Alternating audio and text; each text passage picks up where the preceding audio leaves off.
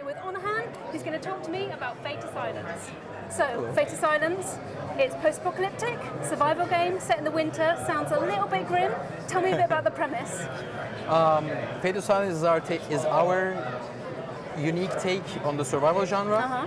So it's a winter bad wonderland. Yeah, You die a lot. good. So you play the role of Ash, who has an interesting story in the sense that he doesn't actually know quite a lot what's going on himself.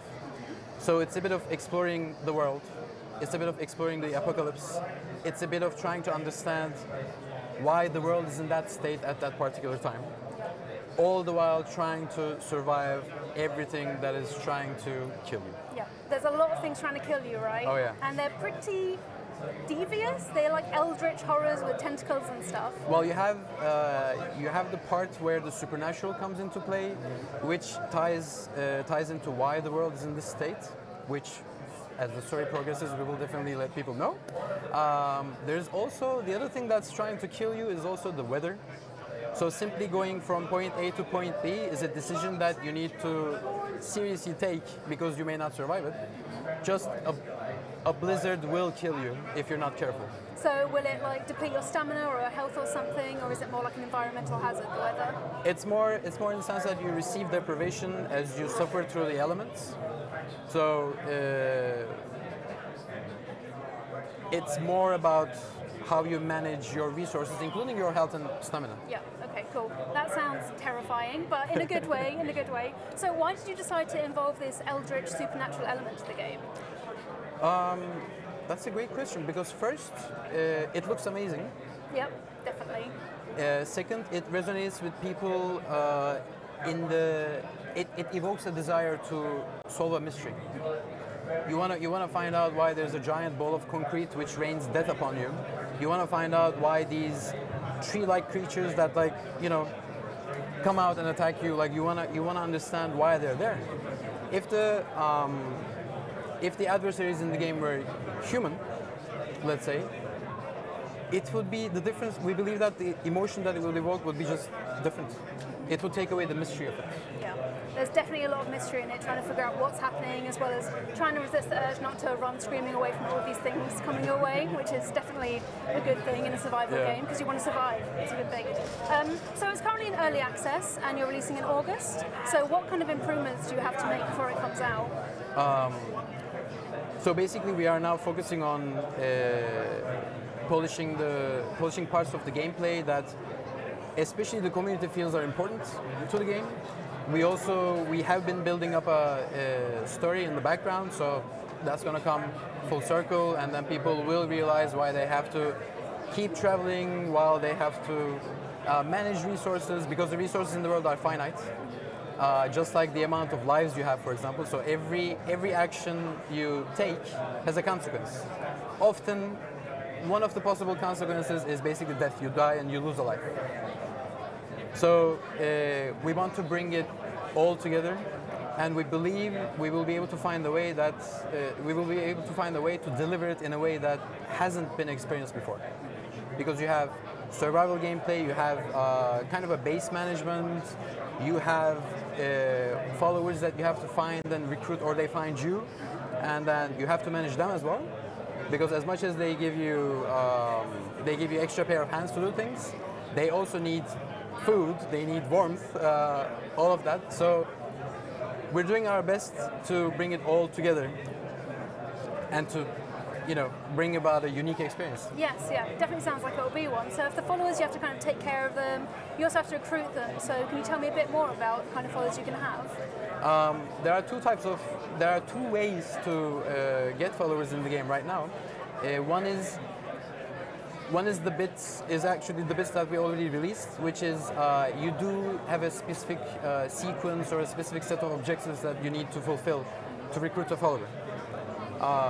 For example, you run into one who has been investigating what this corruption is about and trying to destroy it, but fails and then is possessed by it. So you have to cleanse him to take him in. You can choose not to take him either, because the moment you make a decision about having a follower in your camp, the follower has a cost. You can say, you know what, I don't need you now. Go about your own way. Okay.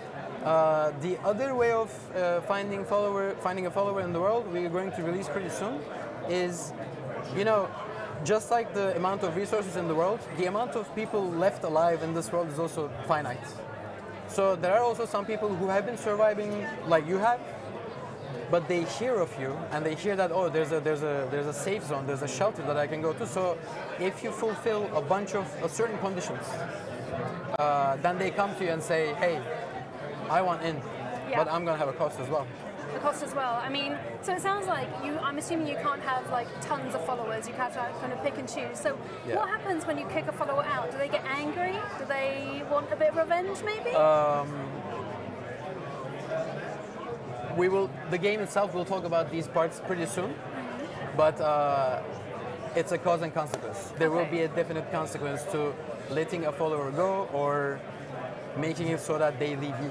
Yeah, I guess in a survival kind of environment, if you kick a follower out, they might take it to heart a little bit, especially if you've got a great kind of refuge of your own. So what kind of things can you build in your refuge? In your refuge, you build, you build the basic needs.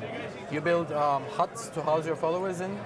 You build the other support buildings that give you access to higher technologies, so you can actually go and progress further into the world for more resources, more story, more things to experience. And then you build defenses as well. Right now, the story is not completely out there, but there are bits of the story for the people. Actually, some of our early access players already know that like there's something in the camp that attracts monsters as well. So you actually have to build defenses too. So these are the three main types of shit: upgrade buildings, housing buildings, and defensive buildings.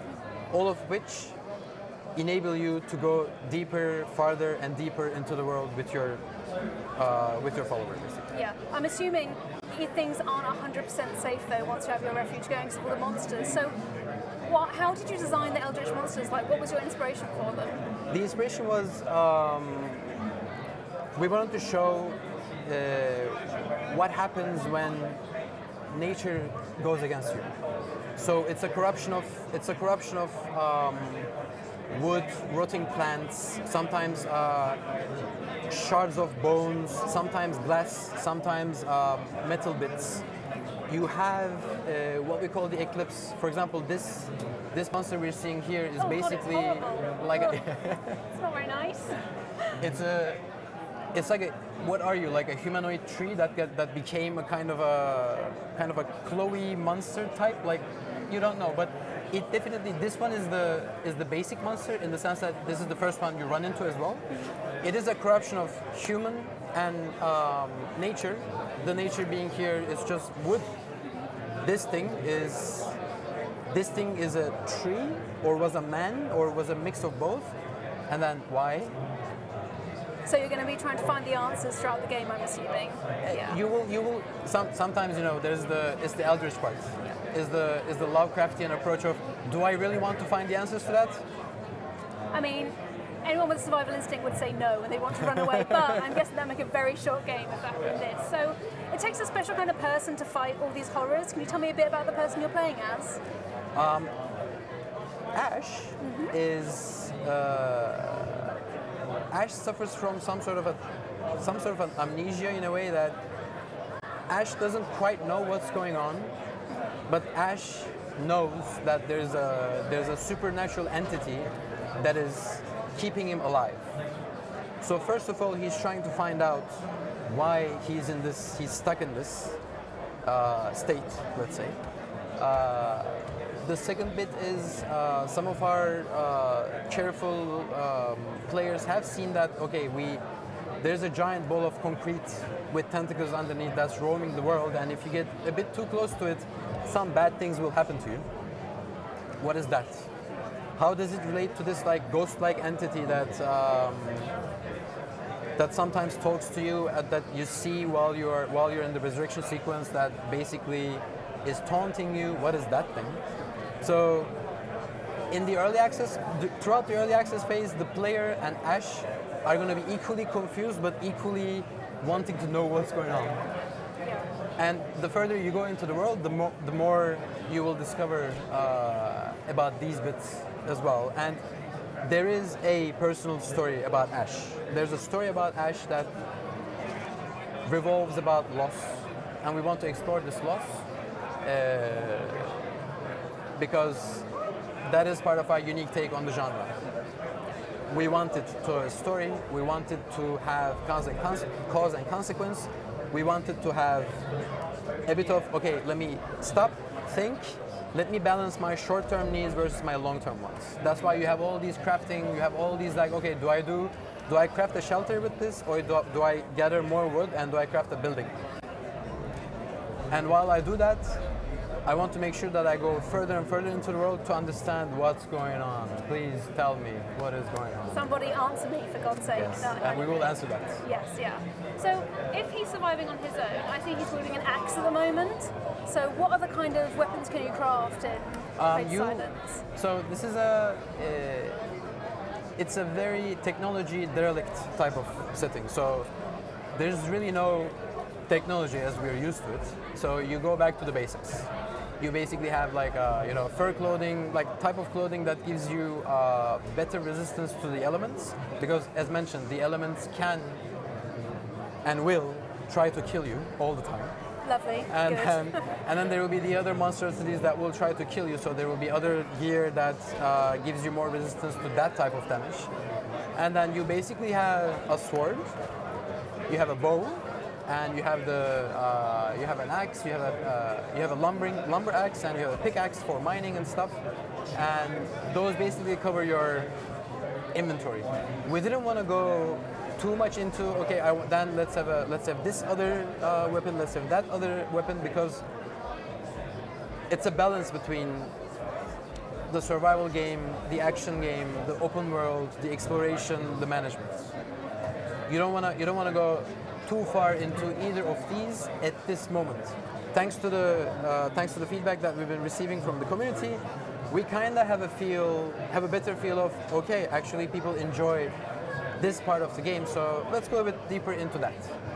Yeah, that's good. It must be really helpful having the community by your side to give you some pointers. Yes, that's true. But definitely for the survival gameplay, you also have you have your ointments and your potions and your bandages and your and the things that give you more resistance to the cold. You have that depth as well. That's perfect.